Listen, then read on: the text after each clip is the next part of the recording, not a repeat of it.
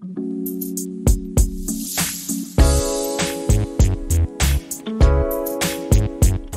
Hi guys, what's up, welcome back to our channel. So guys, आज की इस video में मैं मिलूंगा Mahindra Scorpio N Z8 select के ओनर से। ये पेट्रोल वेरिएंट है ऑटोमेटिक में। ओनर ने महिंद्रा स्कॉर्पियो एन ही क्यों ली, ओनर ने स्कॉर्पियो एन का Z8 सेलेक्ट मॉडल ही क्यों लिया, तो मिलते हैं इस कार के ओनर से, जो कि है देव भाई। कैसे हो भाई? मैं बढ़िया हूँ भाई। भाई स्कॉर्पियो एन ही क्यों? इसको लेने के पीछे काफ़ी सारे रीजंस हैं। इससे पहले हमने बहुत गाड़ियाँ देखी, XUV देखी, सफारी देखी, इनोवा हाई क्रॉस पे हम फिर फाइनल थे कि इनोवा हाई क्रॉस ले लेंगे। इससे पहले हमने XUV बुक कराई थी 2021 में, अराउंड 2021-22 में। एक तो उस पर वेटिंग बहुत लंबी थी, दूसरा उसका ड्राइव एक्सपीरियंस हमने किया फर्स्ट टाइम में कुछ टाइम था, सेकंड टेस्ट ड्राइव में उसके सस्पेंशन नॉइज़ बहुत ज़्यादा थी, तो एक तो वो रीज़न था। सफारी डीजल में आती है, आपको पता है हम NCR में रहते हैं तो बैन का दिक्कत है, 10 साल चला सकते। तो ये पेट्रोल वेरिएंट है तो इसको 15 साल पे कोई बैन नहीं। दूसरा कि एक था कि XUV की भी माइलेज सेम है, फीचर सारे सेम है। मैं X5 वेरिएंट बुक कराया था, तो उसमें और इसमें आपको कोई ऐसा मेजर डिफरेंस नहीं दिखेगा, फीचर में भी और बाकी सब में भी, दोनों में ऑलमोस्ट सब सेम है अगर कंपेयर करें Z8 सेलेक्ट और X5 में। तो एक वो रीज़न था। फिर बाकी इनोवा हाई क्रॉस पे भी वही वेटिंग। महिंद्रा में एक्चुअली कॉन्टैक्ट्स भी काफ़ी थे, तो ये गाड़ी मैं आपको ऑनेस्टली बात बताऊँ, एक हफ्ते में उठाई गई, मतलब कोई वेटिंग नहीं, कुछ नहीं। एक हफ्ते पहले बुक करा है, अगले हफ्ते डिलीवरी लेगी गाड़ी। भाई एक हफ्ते में मिल गई आपको? और बस वही है कि तो डीलरशिप में नोन में थे काफ़ी लोग जो थे, मेन जो नॉर्थ इंडिया का हेड है वो कांटेक्ट में था, तो उन्होंने एक मेल डाली, गाड़ी आ गई। भाई प्लानिंग कब से कर रहे हो आप ये लेने की? ये गाड़ी हम 2 साल से प्लान कर रहे थे लेने की, 2 साल से भी हमें काफ़ी ज़्यादा ही टाइम लग गया, जो कि मेन प्लान XUV का था। उसकी अगर सस्पेंशन नॉइस नहीं आती तो हम ये गाड़ी शायद कंसिडर नहीं करते, पर बहुत सारे और रीजंस होते हैं। सफारी और बाकी गाड़ी पे रीज़न, सफारी स्लो है, आपको पता है। सफारी एक फ्रंट व्हील ड्राइव गाड़ी है, रास्ते थोड़ा वो यूँ था कि अगर एक प्रॉपर SUV आपको चाहिए रियल व्हील ड्राइव, तो इससे बेस्ट आपको नहीं मिलेगी कोई भी गाड़ी, एक वो रीज़न था। तो दूसरा ये भी है कि अगर आपको लेनी, एक तो रगेड फील है, ज़्यादा बड़ी गाड़ी है, एक है इसकी रोड प्रेजेंस काफ़ी तगड़ी है जो आपको शायद XUV में ना मिले। और भी मतलब काफ़ी गाड़ियाँ देखी हमने, जैसे इसके अलावा एक मेन जो आपको गाड़ी कंसिडर करनी चाहिए जो पेट्रोल में अवेलेबल हो और बाकी सब में है वो, तो एक तो इनोवा, दोनों वेरिएंट हो गए, वो इम्पॉर्टेंट है। पर इनोवा में भी आपको पता है कि एक तो हाई क्रॉस में वेटिंग बहुत ज़्यादा है, दूसरा उसमें टेक बिल्कुल नहीं मिलता आपको। इस प्राइस वेरिएंट में, इस प्राइस ब्रैकेट में टेक नहीं मिल रहा है इनोवा हाई क्रॉस का, तो एक वो रीज़न है। भाई ये कितने की लिया आपने? ये हमें पड़ी थी अराउंड 23 की कुछ, जो कि अंडर बॉडी प्रोटेक्शन और बाकी सब चीज़ें मिला के, जैसे अभी इस पर रिसेंट में PPF हुआ है, तो सब मिला के अराउंड 23-24 के अराउंड में पड़ी। ये Z8 सेलेक्ट है, पेट्रोल ऑटोमेटिक। पेट्रोल ऑटोमेटिक में भाई एवरेज क्या निकाल रहे हो भाई आप? एवरेज तो देखो जी कुछ है नहीं इतनी एवरेज, जो सिटी में और ट्रैफिक में अगर आप चला रहे हो तो 7 तक जा रही है, 7-8 के ज़्यादा ऊपर जा ही नहीं सकती है। हाईवे में हम इसको काफ़ी लंबी ट्रिप पे लेके गए, 16 घंटे की ट्रिप, उससे ज़्यादा 16 घंटे के बाद भी पूरे शहर में यही गाड़ी चलाई हमने, उससे ये गाड़ी 12 से ऊपर देती नहीं है। 12.2 is the maximum you can achieve, चाहे आप कितना भी क्रूज़ पे चलाओ। क्रूज़ पे अगर आप 80 क्रूज़ कर रहे हो तो वो एक उससे ज़्यादा नहीं निकलेगी। भाई कहाँ पे लेके गए आप ट्रिप पे? मैं इसको इंदौर लेके गया था, करेंटली इंदौर में हमने यहाँ से पूरा ट्रिप किया था, तो वो एक 1 डे में, सिंगल डे में हमने ट्रिप कंप्लीट की है। रात को वहाँ पहुँचे, फिर वापस भी इसी गाड़ी में, तब 1 दिन का बीच में गैप लिया था। कंफर्टेबलनेस जो है ना गाड़ी बढ़िया है, मतलब मेरे किसी को कोई इशू नहीं आया। हमने लिटरली बोले 4 लोगों का प्रॉपर लगेज जो रहने का है, 1-2 हफ्ते का सामान, वो इसकी 3rd रो फोल्ड करके आप डालोगे तो स्पेस प्रॉपर है, उसमें भी कोई दिक्कत नहीं आई, कंफर्ट में भी कोई दिक्कत नहीं है, और कुछ रिलायबिलिटी इशू नहीं है। आपने देखा कि इसको काफ़ी लेके गए हम, मतलब अभी तक का एक्सपीरियंस बहुत अच्छा है। कब ली भाई आपने ये कार? ये गाड़ी हमने ली थी 2024 के मई में डिलीवरी हो गई थी इसकी। मई 23 को शायद हमने ली थी ये गाड़ी, मई 23 को इसकी डिलीवरी हो गई थी। तब से लेके आज तक भाई आपको क्या इस गाड़ी के पॉजिटिव लगते हैं, क्या इस गाड़ी के नेगेटिव लगते हैं? पॉजिटिव एक अच्छी बात है कि आप कंपेयर करिए हैरियर, सफारी और जो ये गाड़ी है, आप इनकी स्पीड कंपेयर करिए, आप इनका बाकी सब कंपेयर करिए कि सिटिंग पोजीशन जो होती है या और बाकी सारे फीचर होते हैं, एक वो है तो वो कंपेयर करेंगे तो इसका जो है पिकअप, आप एक्सीलेटर पे पंजा दबाओ ये निकल जाएगी, ये बुरा नहीं मानते गाड़ी है। जैसे हम इसने घाट पे चलाई, इंदौर में घाट है, उस पर जो पावर में फील हुई ना, मतलब पैसे वसूल, तो एक वो पॉजिटिव है। नेगेटिव तो इसका वही है कि एक तो एवरेज थोड़ा कम देती है, बाकी तो और कुछ नहीं। रोड प्रेजेंस काफ़ी तगड़ी है। ब्लैक कलर का ये भी रीज़न है कि रोड प्रेजेंस काफ़ी तगड़ी मिल जाती है आपको और गाड़ियों से। और अभी तक तो नेगेटिव सच एज कुछ है नहीं। भाई ब्लैक कलर की मेंटेनेंस कैसे करते हो भाई? मेंटेनेंस में ब्लैक कलर की काफ़ी दिक्कतें आती है। शुरू में जब ली हमने इस गाड़ी को लेने के 6 महीने बाद PPF करवाया। हमारे दिमाग में नहीं था, क्योंकि यूँ है कि गाड़ी आप अभी साफ़ करके निकल रहे हो, आधे घंटे बाद गाड़ी बिल्कुल ही धूल से दब ऐसे एक वो दिक्कत है। तो उसके लिए बेस्ट वही है कि आप PPF करवा लो। आप देखो इधर, ये देखिए, जैसे कि हमारी डस्ट वाले इलाके में बेसमेंट डस्ट आती है, देखिए पहले इसमें स्क्रैच लग जाता था। अब आप कितना भी हाथ मारी PPF पे स्क्रैच नहीं है कुछ भी। PPF का बेनिफिट है कि अब इस पर आप कोई भी ऐसे कपड़ा मारो इतना कुछ नहीं रहता, वरना पहले प्रेशर वॉशर से भी काफ़ी एफर्ट लगते थे, अब उतना नहीं है मेंटेनेंस में। अब थोड़ा कंफर्ट है। रनिंग भी काफ़ी हमारी मतलब रोज़ गाड़ी चलती है, मतलब अराउंड 150 तो हो ही जाते होंगे रोज़। तो भाई आपने डीजल में क्यों ली? क्योंकि जिसकी रनिंग ज़्यादा होती है वो डीजल की तरफ जाते हैं। एक तो पावर की बहुत इसमें आती है, डीजल की पावर कम है। ये करती है 0 to 100 11 सेकंड में। मैं हूँ भगाने वाला आदमी, मुझे पसंद है भगाना, मैं पूरी चला रखी है तो सही है।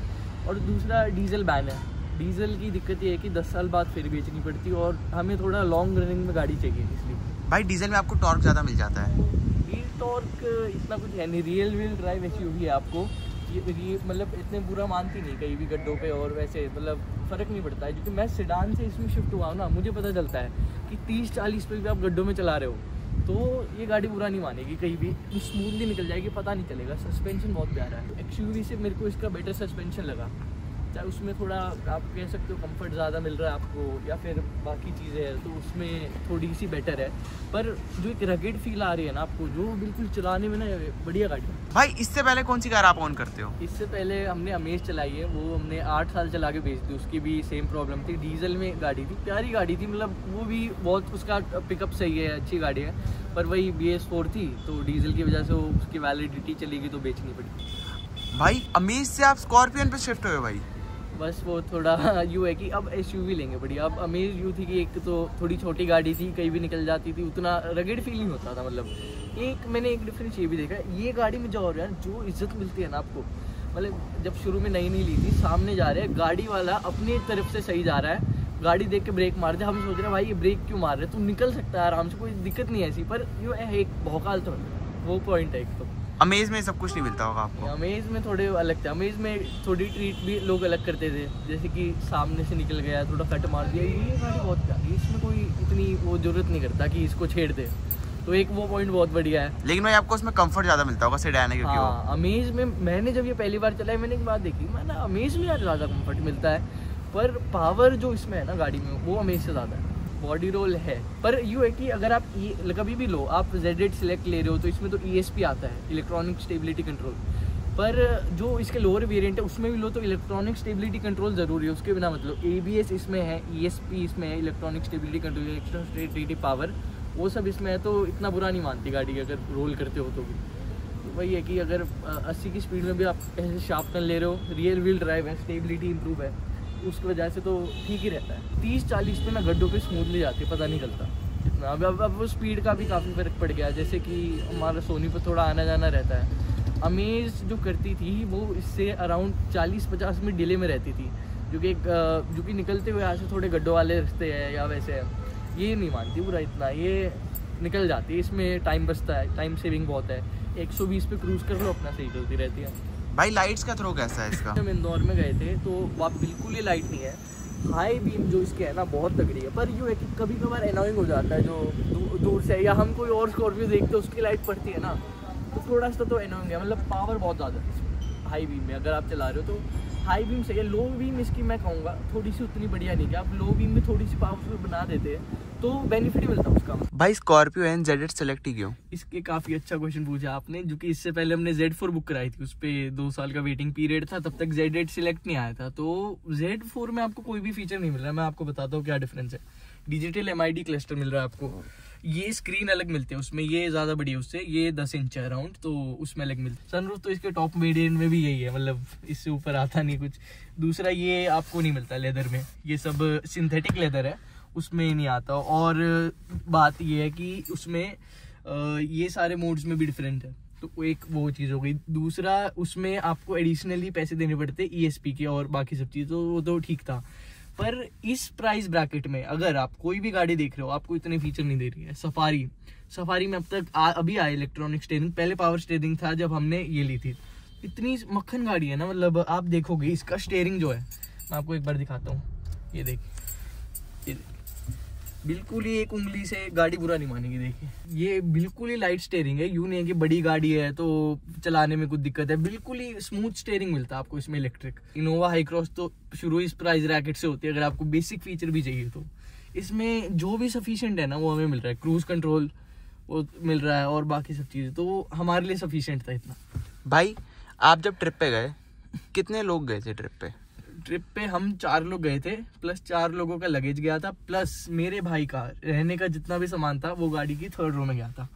तो इतना सफिशिएंट स्पेस है कि मतलब एक तो इसका बेड भी बना सकते हो, जैसे कि सामान आने के बाद भी इतना स्पेस इसमें था कि 2 आदमी मतलब 4 आदमी कंफर्टेबली बैठ सके और लेट सके। उतना स्पेस था कि ये 3rd रो फोल्ड हो जाए तो पीछे जाके, जो कि इसमें काफ़ी चीज़ें थी, पिलोस थे, अदर थी, बेडशीट्स थी, जो कि वो वहाँ परमानेंटली रहने जा रहा था। उसका कॉलेज वहाँ पे है, मेडिकल कॉलेज है, तो उसके लिए तो मतलब इसमें आराम से गया था कंफर्टेबली सामान, तो स्पेस बहुत है। 2nd रो में एसी कैसा है? एसी इस गाड़ी का बहुत तेज है। 3rd रो में भी मतलब आज तक इतनी दिक्कत आई नहीं कोई बैठा, तो एसी इसका ओवर ही तेज है कुछ ज्यादा। पूरी गाड़ी में एसी काफी ज्यादा तेज है।